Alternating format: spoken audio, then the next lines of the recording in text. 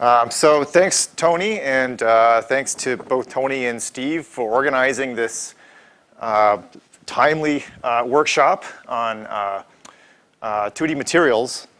And we just heard from Jim that DFT does a good job with these materials, and so thanks, Jim. So I'm going to show you quite a few DFT calculations on these materials, so we should all believe them.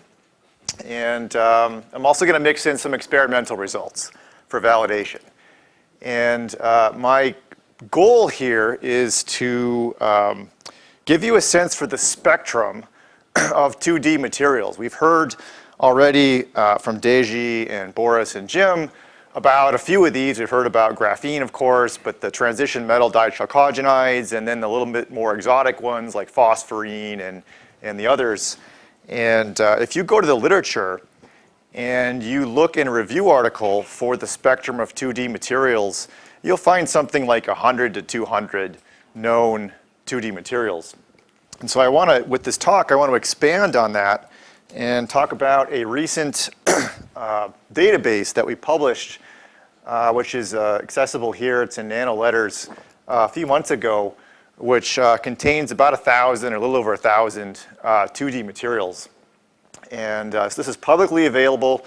There's a supplementary Excel spreadsheet associated with this paper. You can go download it, and it contains all these materials in it. And it also contains some of their properties. So I'm going to take you on a tour, essentially, of this database in the course of this talk. And then I was charged in the schedule with talking about piezoelectric materials, and Jim alluded to that. So I'm going to talk about some of the interesting properties of these materials. So what do you really need a 2D material for? What's special about a 2D material that maybe you couldn't find in the bulk phase? And one of these things turns out to be piezoelectricity. There's some really interesting piezoelectric properties of some of these materials. So I'll touch on that.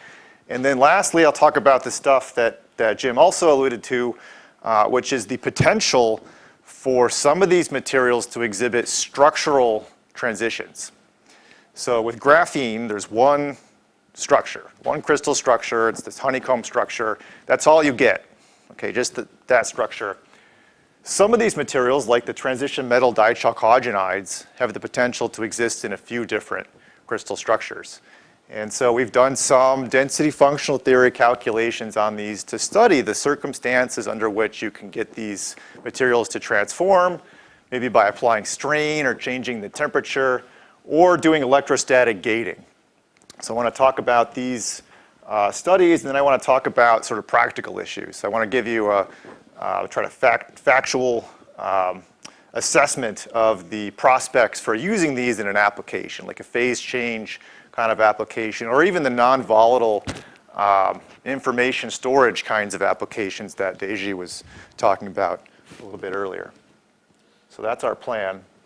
And I want to start with this tour. So we've got about 1,200 2D layer materials, and these are all materials that really exist. So these are materials that have been either synthesized or dug out of the ground at some point in the last 50 years or so. They've been reported in the literature and then scraped out of the literature and put into a database, a publicly accessible database. And in this case, we're using the Materials Project. There are other databases like this that exist, but we're happening to use the Materials Project database, which has about 50,000 of these materials in it. And it turns out that about 300 of these are piezoelectric. So they have various types of piezoelectric coupling. And in the process of doing this, we also discovered a number of bulk materials that consist of one-dimensional molecular wires. So we've heard a lot about these 2D materials, and they're interesting because you can potentially exfoliate the individual layers. And there's not a lot of study of these 1D materials. It's just a little bit in the literature, but not a whole lot. But these are also materials that they're not molecular solids. They have low dimensionality, and you can potentially exfoliate them either mechanically or otherwise to provide their individual components, these 1D materials. So I'm going to talk about these and also some interesting heterostructures, vertical heterostructures that we stumbled across in the process of doing this. And as I mentioned, this is about 5 to 10 times larger than the known spectrum of 2D materials. Yeah. So there was this kind of famous article by Guy that talks about 2D heterostructures against a periodic table, and the influence got me into the field. And he says, okay, there's 5 of them that are known at room temperature, and he has a bunch of others that he said different color code. You've probably seen that article. So your number of 1173 sounds like a huge number. Yeah. Like, where's that coming from? I will show you. So these are all experimentally reported, and I think most of them just haven't been appreciated because they're one-off structures. So most of the materials that we study are the ones like the TMDs. There's something like, I forget, there are a few dozen of these TMDs. And if you know one of them, like you know MOS2, then you can guess a lot of the others. And that's how these are typically arrived at. We think of these families with large numbers, but it turns out many of these that really exist don't belong to these large families, and so you wouldn't guess them. So it's not obvious that they exist, and that was sort of the surprise, one of the surprises that we found here. Yeah? Just a question. What do you mean by 2D layered materials? What's layered? I mean, That's a great question. So these are, they're all layered materials. They're all, we're talking about a database that characterizes the bulk phases. So they're all layered like, bulk MOS2 and graphite. And they look like this. So this is just one of these. Actually, here's one with a unit cell. Okay, so here's a copper compound. They're layered. And I'll give you a technical definition of what I mean by layered. But they really form a bulk crystal. So and there's a question of, so I'm using these 2D and layered here in conjunction, whether they can be actually exfoliated and be mechanically stable as a 2D material is another separate question. I'll talk a little bit about that. So Jim showed these membranes suspended over trenches and things like that, and that's sort of a separate question. But we also know that there's lots of work on 2D materials. Typically you don't suspend them freely. You put them on a substrate. Maybe you grow them on a substrate. There are some materials that are considered 2D, like silicene, which probably aren't even freely suspendable. And so we think there's still value in knowing what these layered materials are, even without knowing whether they really can be freely suspended. So that's the idea.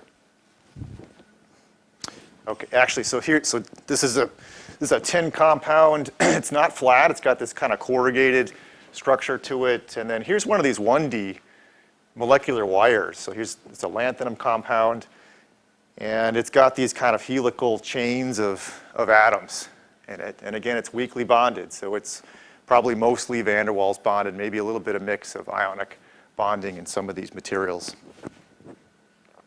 Okay, so we heard about these guys already earlier today, and so Jim editorialized a little bit. If I can have just a short opportunity to editorialize about 2D, so that certainly there are a lot of interesting physics and devices that are coming out of this 2D interest, things like FETs, Deji talked about, and resonators and things like that, where you really need a 2D material.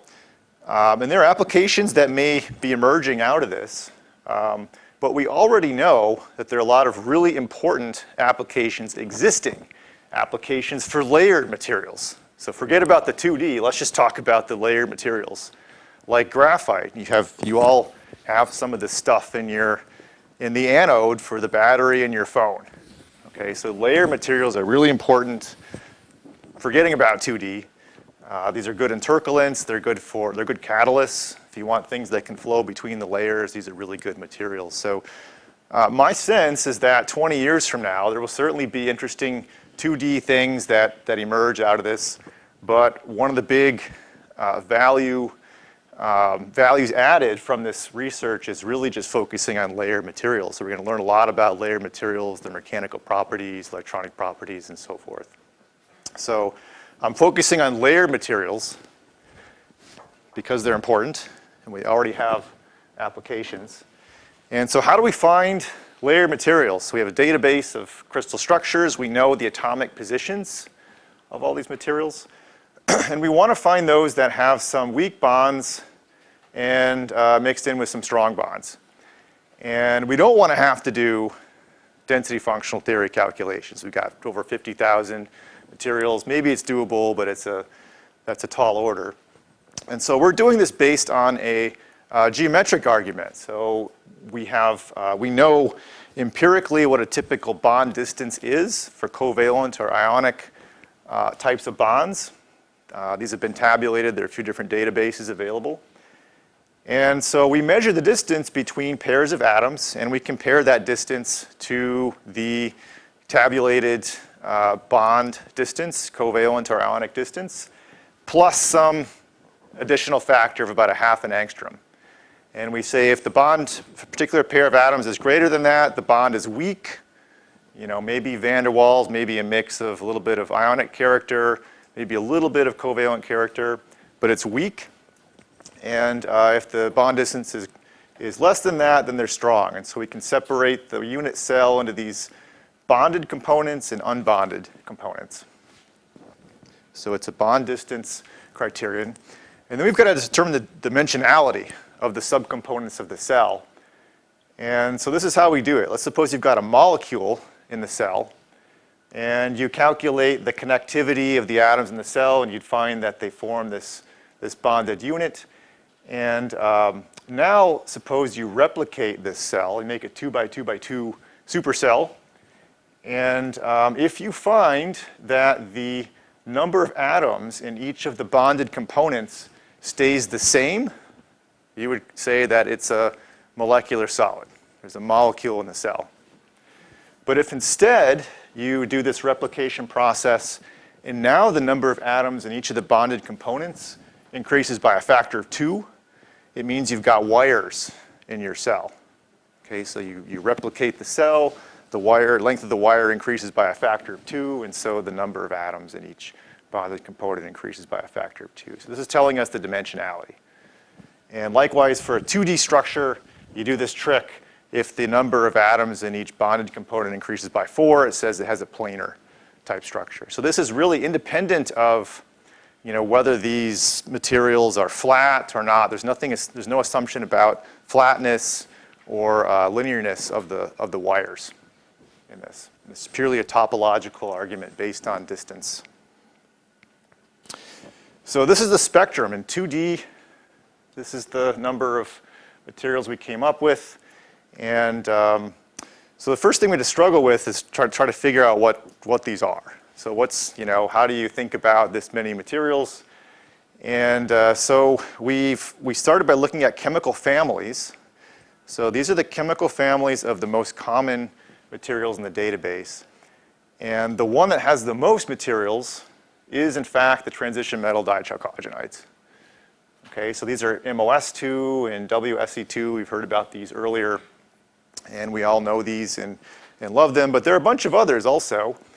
And as I actually already mentioned, the big surprise here was that 80% of the materials that show up don't belong to a large chemical family.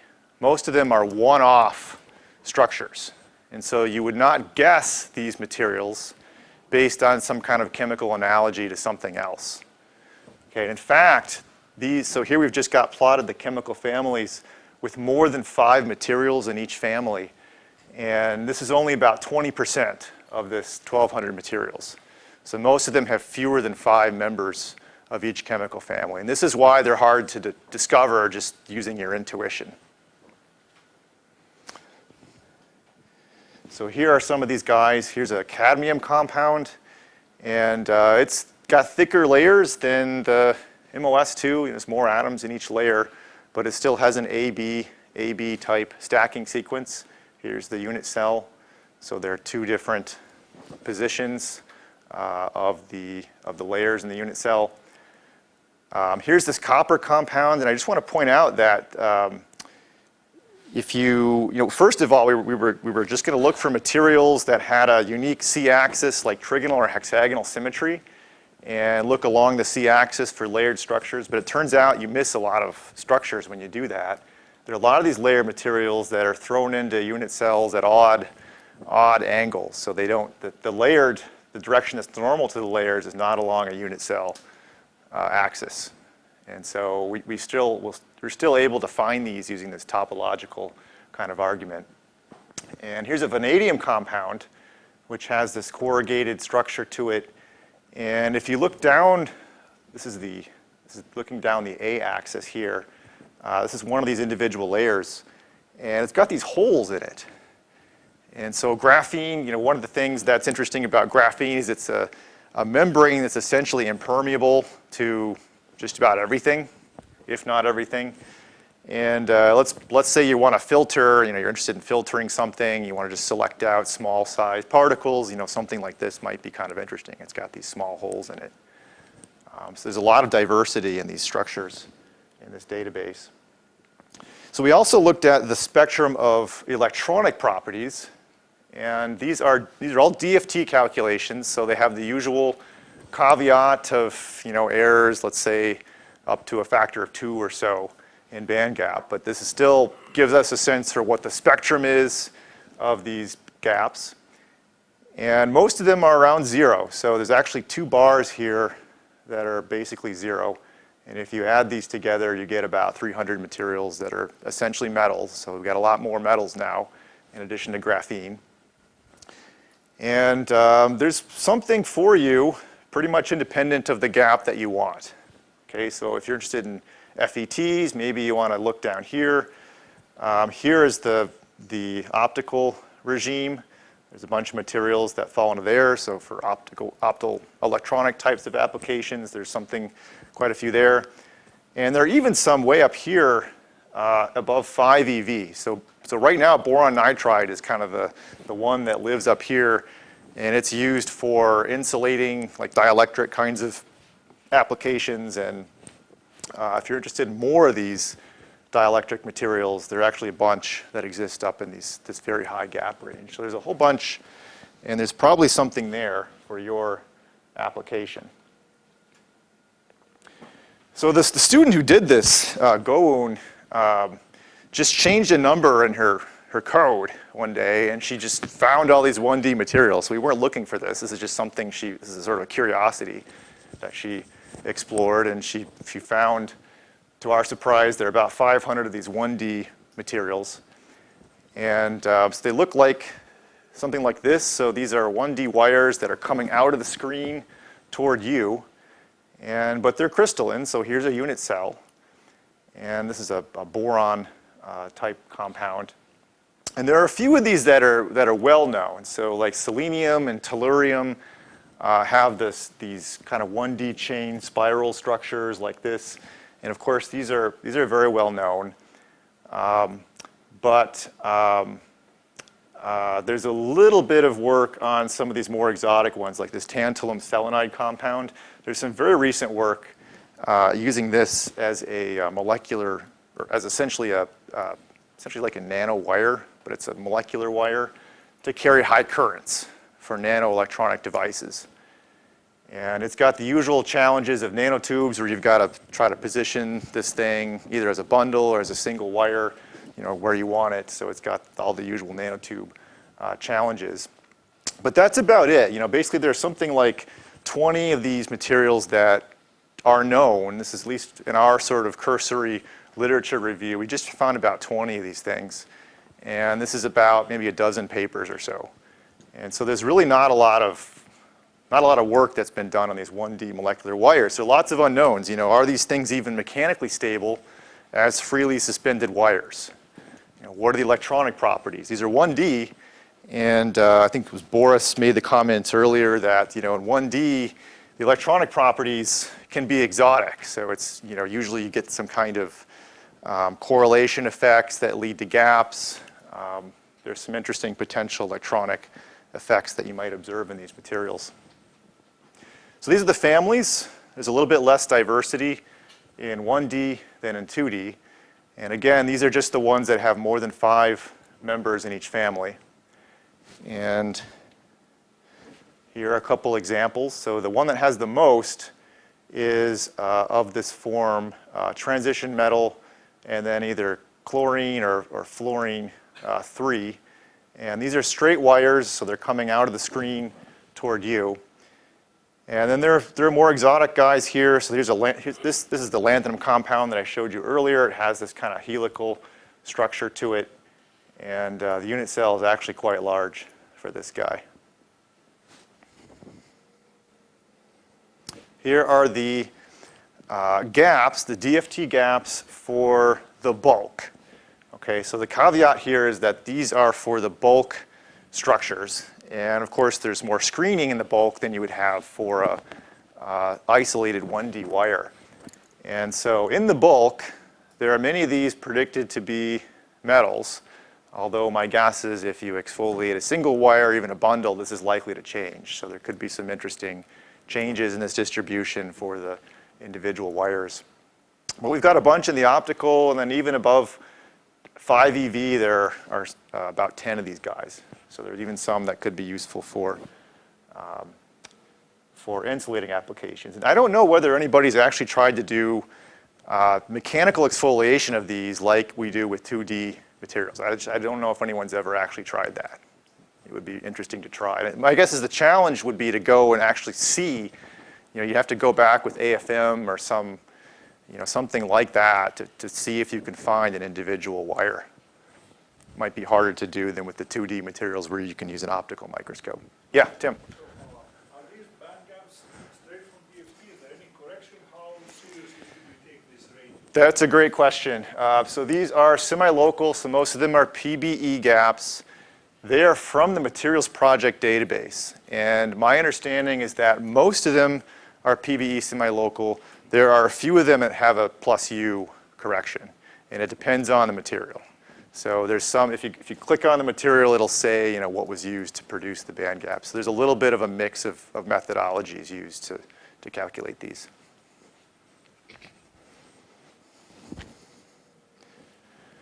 And let's see, so also we stumbled across these vertical heterostructures. So this was, Goun came into my office one day and she was telling me about all the things she was throwing out of her database. And one of them were these. So she showed me this material here, which is a yttrium compound. And here's the unit cell. And it's got 2 different types of layers in the material. And this is quite different from materials like molybdenum disulfide, where there are 2 layers in the unit cell, but they're chemically the same. They're the same type of 2D material. Here we've got chemically 2 completely different types of materials in the unit cell, and they're lattice matched. They have to be lattice commensurate because it forms a crystal. Okay, so we call these lattice commensurate vertical heterostructures. So these are the types of heterostructures that you get when you scotch tape something and you try to stack the layers up on top of each other to make a device. And so there's about 100 of these. Here's a silver compound. So we've got, these are lead oxide layers, and then this is silver bromide, which is kind of like a little bit of rock salt kind of structure with some distortion mixed in with this lead oxide layer. And so we got excited about these, so we left them in the database because, as I mentioned, there's a lot of effort that's put into making these things. Actually, is anybody actually trying to make these vertical heterostructures? Scotch tape or other? Okay, so Jim, all right. Anybody? Okay. Okay, now we're getting some, okay, about 5 people doing this in some form. So this is sort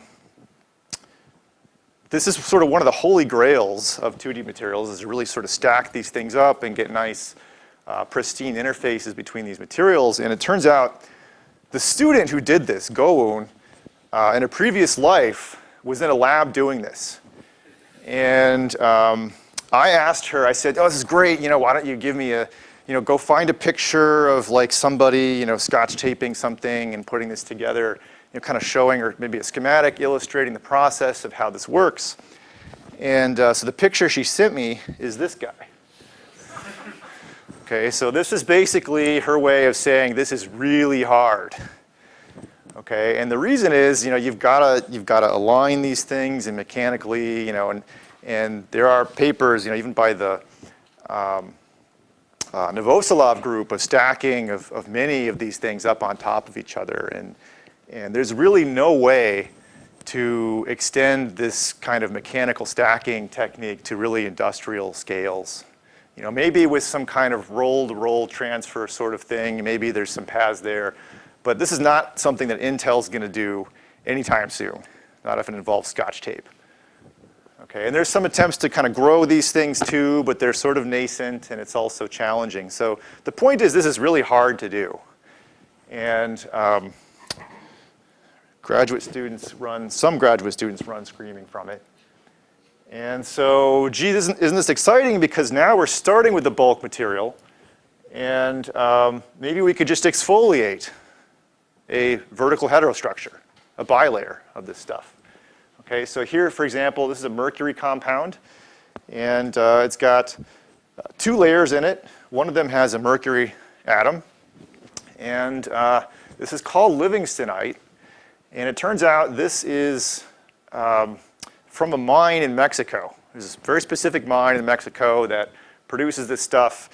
And so this suggests that it's probably air stable, right? So things you could dig out of the ground, you know, probably air stable. And that's really where I think that's a big piece of why there's been a lot of interest in 2D materials, is because the graphene and MOS2, the initial kind of 2D materials, are air stable. They're easy to work with. You don't need a glove box. You don't need to do any of the fancy synthesis stuff. And so I think there's really also some driver here to look for materials that can be dug out of the ground as a metric for air stability. So this really exists. And I had another student who was very interested in this stuff. And he's also very resourceful. He knows how to get stuff. And it turns out he acquired a chunk of this stuff on eBay.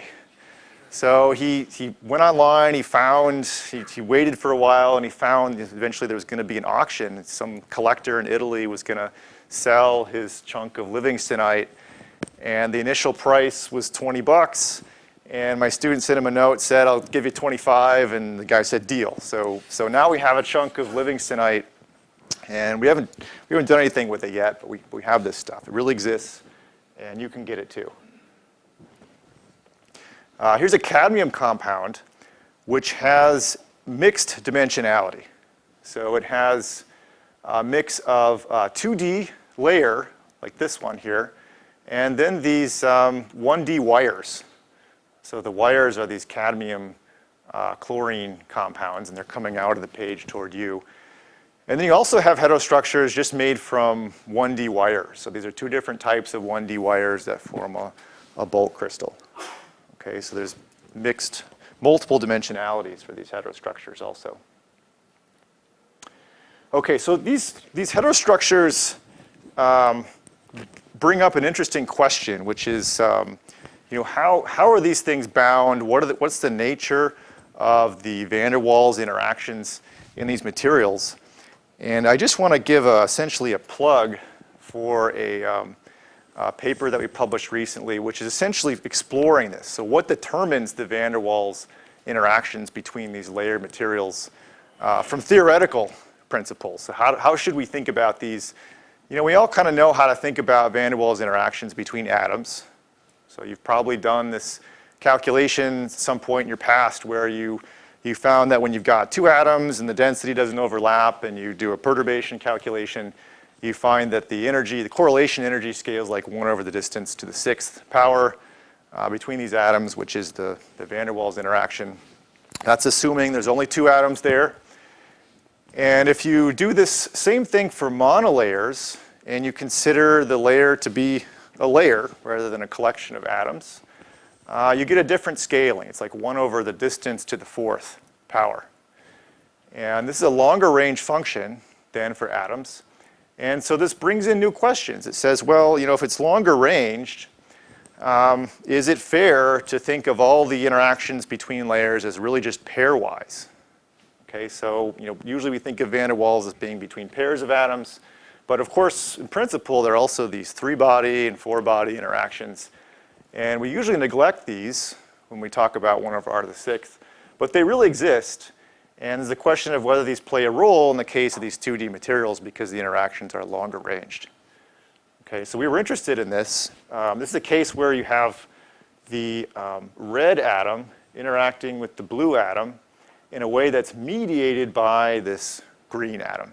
So the green atom affects the polarization and ultimately mediates this interaction between those two.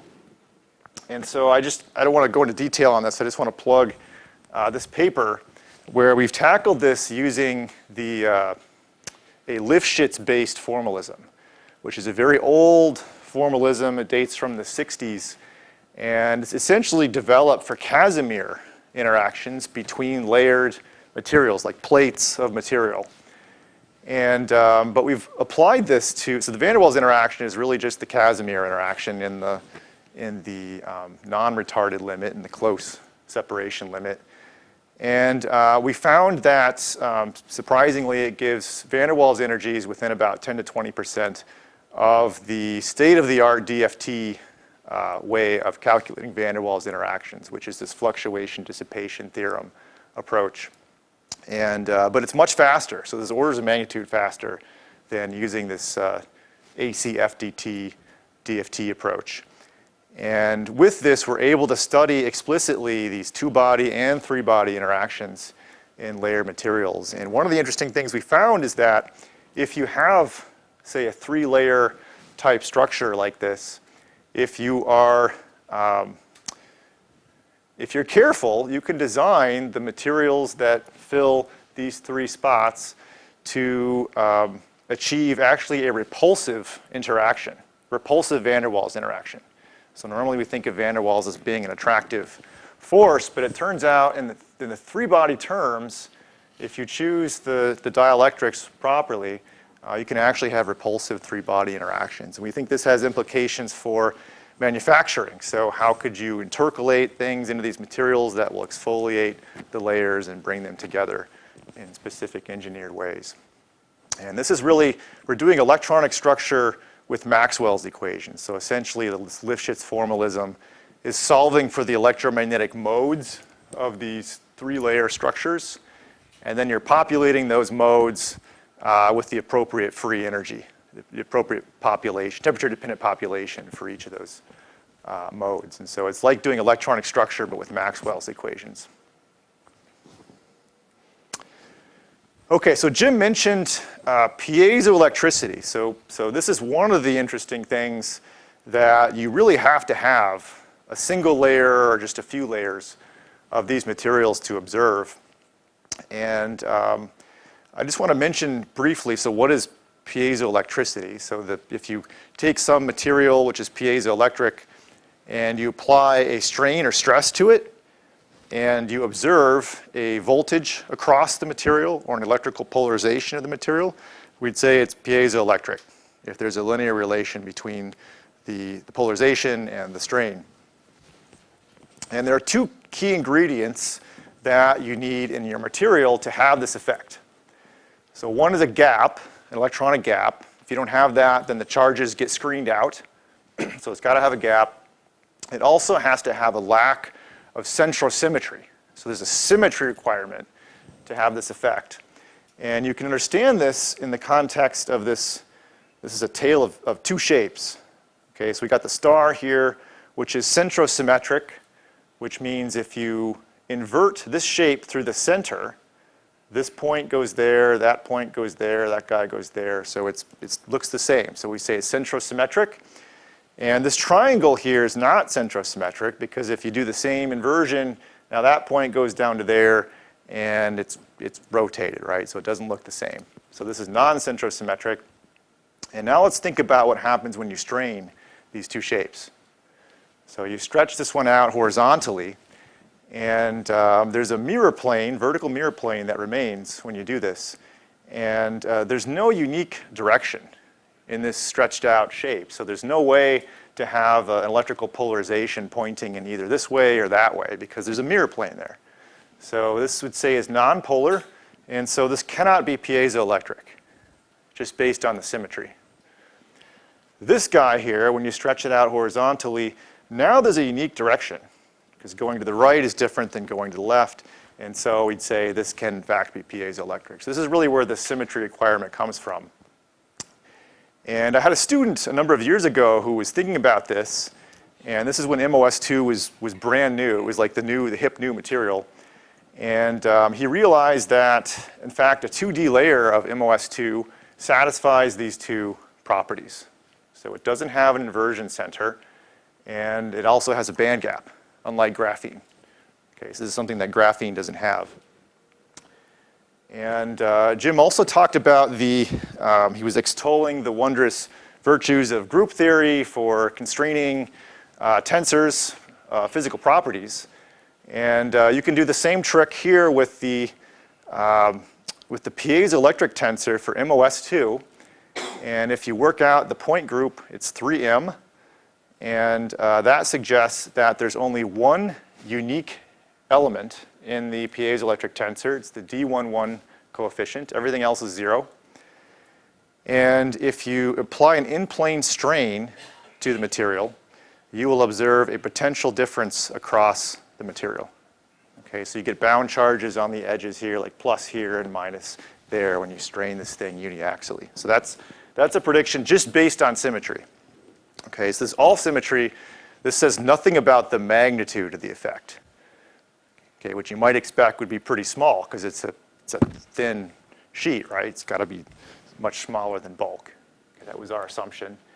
And so the student, this is Alexander Derliou, he did these calculations. So he did some DFT calculations of the magnitudes of these piezoelectric coefficients. And the surprise was that for many of these transition metal dichalcogenides, they're actually comparable to bulk materials. So here's aluminum nitride, here's alpha quartz. These are both materials that exhibit piezoelectric effects that are large enough certainly to observe and potentially also be useful.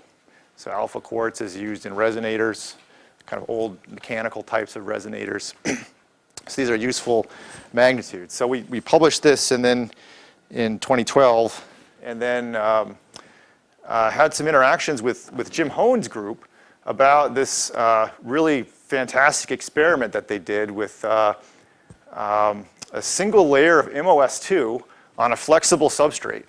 So this is a flexible substrate that you can just flex and apply some tensile strain to the MOS2. And if you put electrical contacts on the edges, you can measure a current or voltage going through this circuit when you flex this thing. So they observed this effect.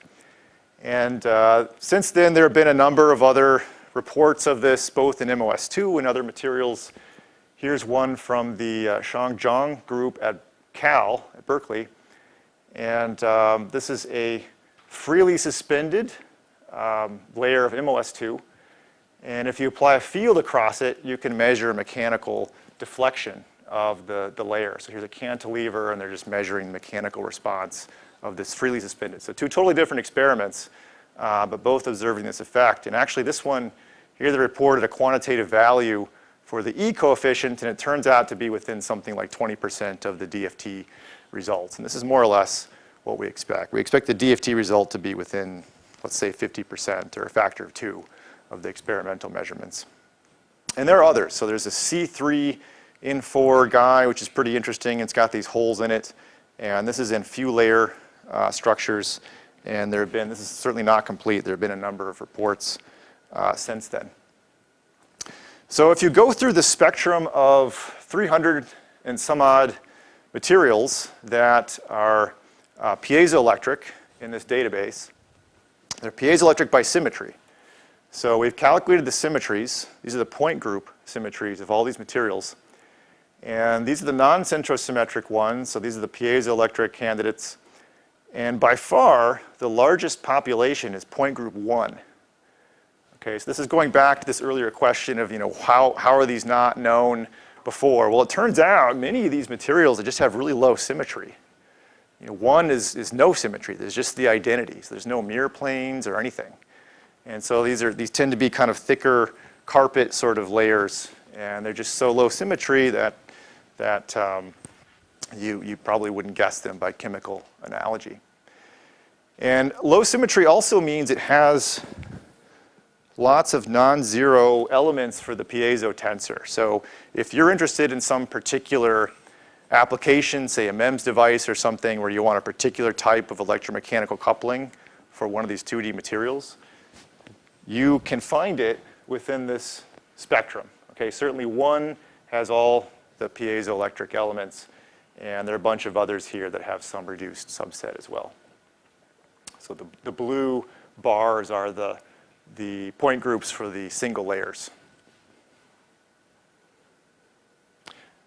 Okay, and lastly, I just want to mention, so all this stuff is available in this Excel spreadsheet in the supporting information of this paper, and if you're tech savvy, you can take a picture of this, and it'll take you right to the paper, but it's in nano letters if you're not going to do the QR route. Okay, and lastly, Jim, let's see, what's my time guideline? Less than 10, okay. I will give you the less than 10-minute version of this. So some of these materials are interesting because they have the potential to exist in a few different crystal structures. And this is something that we got very interested in a few years ago because there's some anecdotal evidence dating back decades that through chemical means you can induce these phase transformations in these materials. And the usual structure is this guy here. So this is for MOS2. If you just mechanically exfoliate MOS2, this is the structure you get. It's called the 2H, which is a misnomer, but that's another lecture. And it has a molybdenum atom, which is surrounded in a trigonal prismatic kind of fashion with the chalcogen atoms. But there are also reports of this 1T structure. And this is significantly different because if you start with the H structure and you take these top chalcogen atoms and you slide them down, so it started up here and it slid down to here, now you get the T structure. Okay, so there's a significant atomic displacement required to go from H to T. And then there are variations on the T theme too. So there's something called T prime, which is like a charge density wave. It's like a lattice commensurate charge density wave, symmetry breaking of the T structure. So there's no longer a threefold rotation symmetry here. It's some kind of distorted structure. And so these have very different coordinations in the metal atom and therefore have very different electronic properties. This has a gap. These do not. Okay, so there's a large electronic contrast between these states. And so I mentioned we got interested in this, and we just did some naive vanilla DFT calculations of the energies of these phases. And so this is the H. The energy of all the H phases are here at 0. And the bottom of the rectangles are the energies of the T prime phases. And what we found is that the material that has the smallest energy between the H phase and the T prime phase is MOTE2. And therefore, this is the one that's potentially of most interest for, or this is potentially closest to being able to trigger this phase transformation by maybe applying strain or changing temperature or perturbing it in some other way. This one has the best prospects. All these others have a much larger energy difference between these two energies. So the first thing we considered is strain. So maybe, could you put this on a flexible substrate and then introduce some tensile strain and actually observe this phase transition? And so I'm going to give you the executive summary of most of this stuff. So the answer is thermodynamically, yes. The phase boundary, it depends on how you do the experiment. It really depends on the type of mechanical constraint that you have. But it ranges from about 1 to 6% in tensile strain. And so this is, for a bulk material, this is a huge amount of tensile strain. But as we heard from Jim earlier, for 2D material, it's really not necessarily that much. It's still a lot. What Jim's doing is, these are really hard experiments, but this is probably achievable in these materials if you're careful. We also looked at temperature because there's some old reports of observing this transition at high temperatures of about 1100 K. Okay, these are from the 70s. And I'll just tell you that we have done some DFT calculations where we've included the free energy contribution from the vibrations. And we find that they do a pretty decent job of predicting the transition temperature. So we have some confidence that we can predict the transition temperature of this material.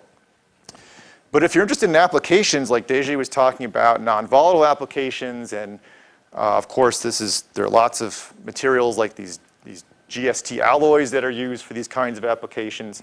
But the 1100K is too hot for those electronic applications. You don't want anything that's that hot in your chip, in your PC. And so we thought about how can you change the temperature? How can you actually tune the relative energies between the T prime and the H phase? So what means can you do that? And could you do it, for example, by alloying? Say if you create an alloy of WTE2 and MOTE2, maybe you could bring the T prime phase energy pretty close to the H phase. And this may reduce the transition temperature required for this. So in executive summary mode, I will just mention that we developed a cluster expansion for the alloy, this MOWTE2 alloy, parameterized with DFT calculations. And so here's the phase diagram. Let me just walk you through this. So this is the fraction of tungsten in the alloy, and this is the temperature. And so if you're growing this material, typically you're growing at temperatures maybe up around 1,000 or 900 K, so we're maybe up here somewhere.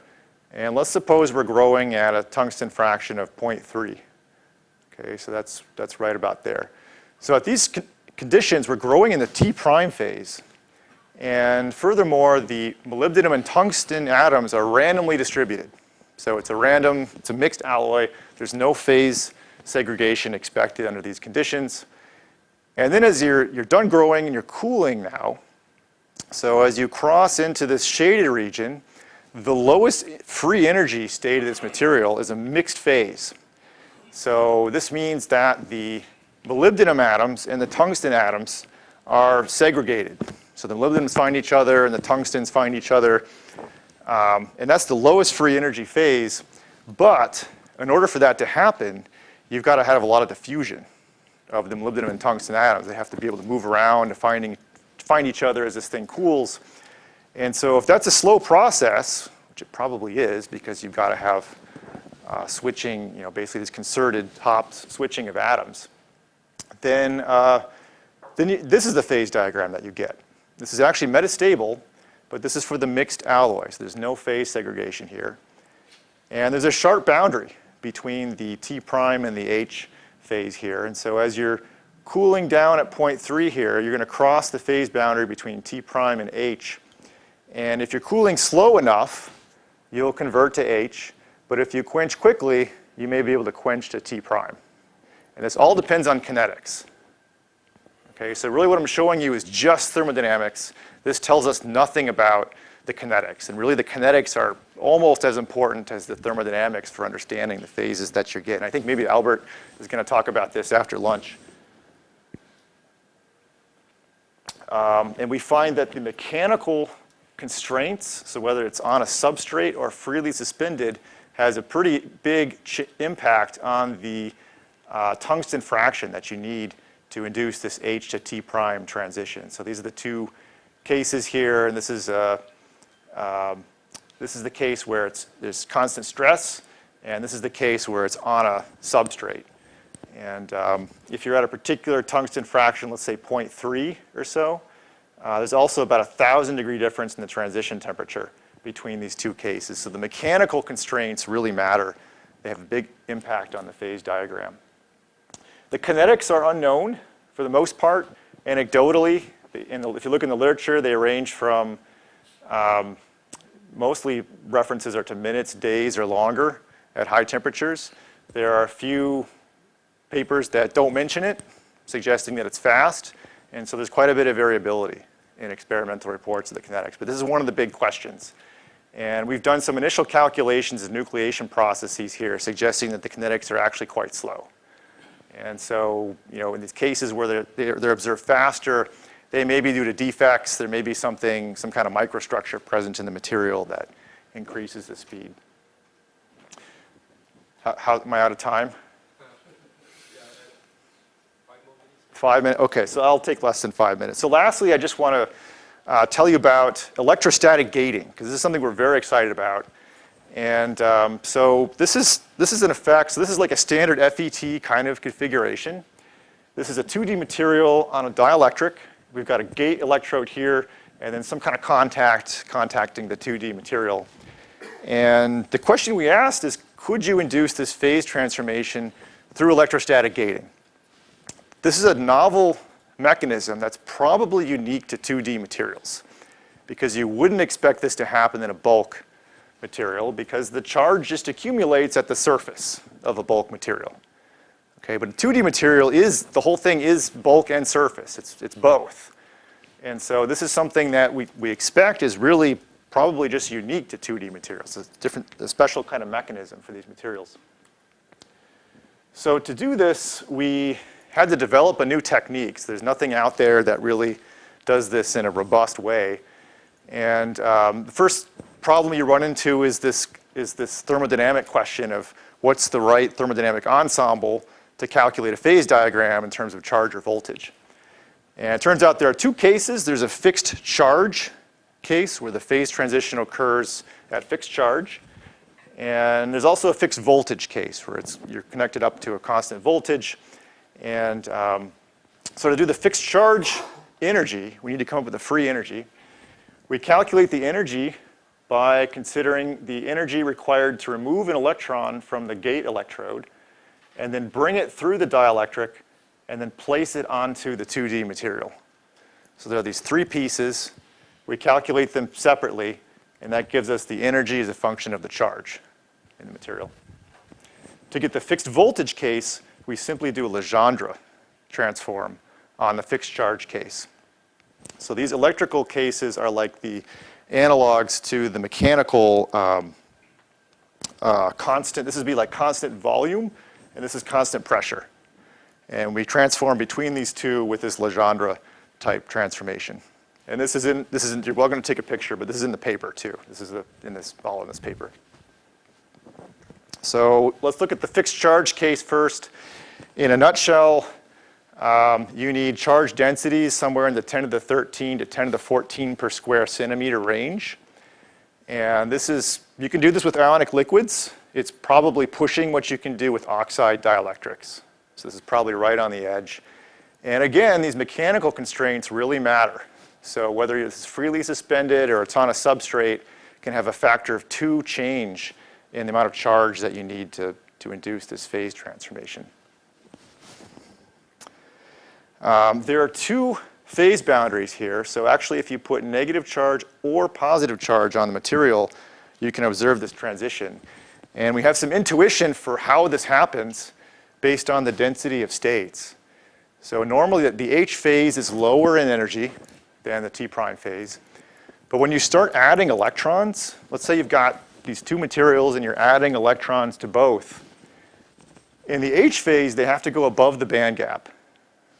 Okay, so actually the energy of these electrons, these extra electrons, is higher in the H phase than it is in the T prime phase, where they just go on top of the Fermi level here.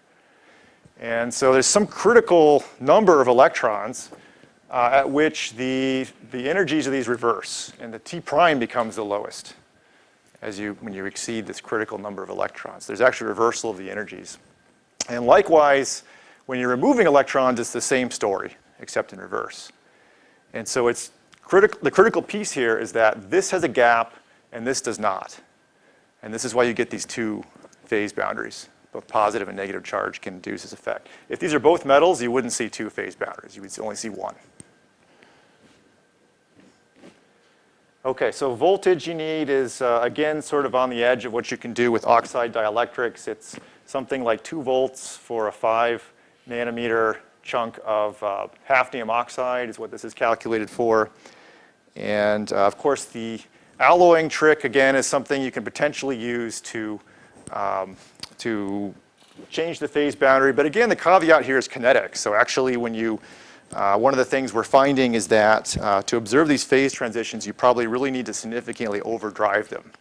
And so we can't quite, so it's not quite enough just to talk about thermodynamics. We also really should be talking about kinetics here to talk about whether you can see this.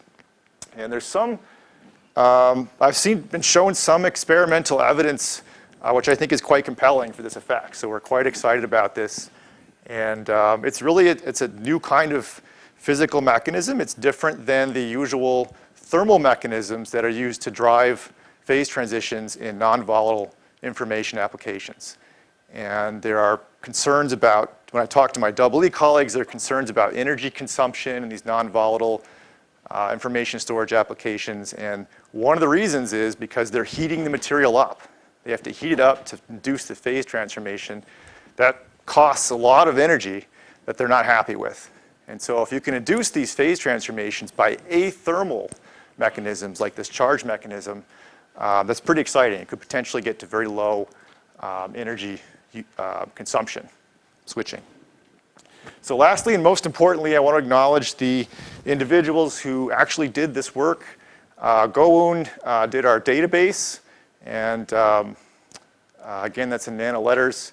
And then here's the gang, and there are a bunch of other people who have contributed various pieces to this. Okay, and I'll finish and take questions if you have them, if there's time. All right, thank you.